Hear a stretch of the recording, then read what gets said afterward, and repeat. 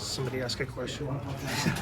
Xavier, what's important for you this spring as a veteran, even though you're not taking reps out there? Just preparing the young guys. Just being a team player. Just trying to do everything and show the guys that I'm still here, even though I'm not on the field. And just trying to give them tips and little things I saw out there on the field to help them be a better player on the field.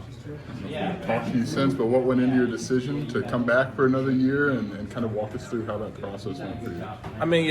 I wanted to go to the NFL. Of course, everybody wants the NFL, but I felt like it would have been, the best decision for me to, come back and, give one more year. And, coming off a great season with the team we had last year, we have a lot of returners coming back this year coming up, and I just want to, get one more chance to, ball with my boys on the field.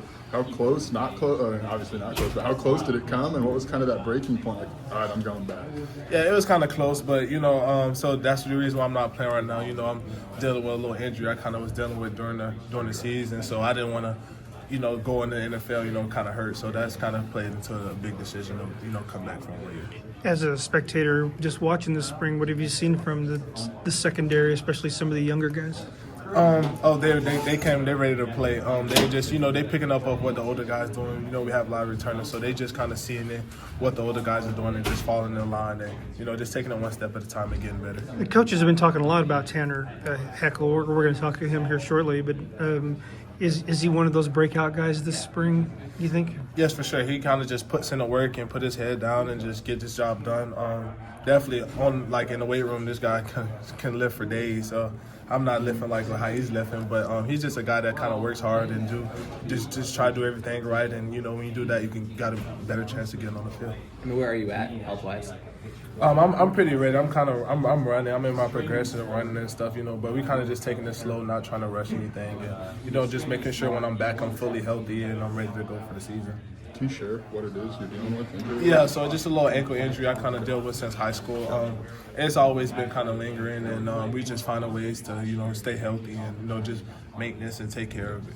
You didn't do spring last year, did you? You had come off your ACL, right? I had a surgery last year. So what did you learn about maximizing this time, even if you're not getting reps? Obviously, it didn't affect your play, but you must be doing something to maximize this. Yeah, for sure. Just kind of trying to be a student of the game, in the classroom. I can't be out there physically, so I just kind of try to be that student of the game in my books and, just trying to find ways to get myself better so when I get back, I can, work on those things and, and improve my game. You had a ton of interceptions. You had a really good year. What's the encore in 2025? Like, what are your personal goals for this season? Just continue to do what I do, kind of just be a team player.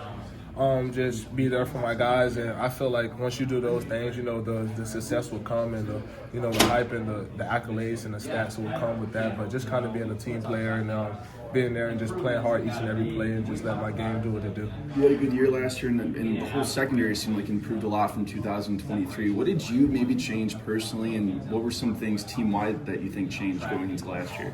Yeah, I just wanted to become a more vocal leader, kind of last year, and I'm going to continue to do that kind of this year. And just the guys, we came together, and it's like we wasn't impressed with, what happened with those previous years. So we just took it upon ourselves to be the best we could be each and every game.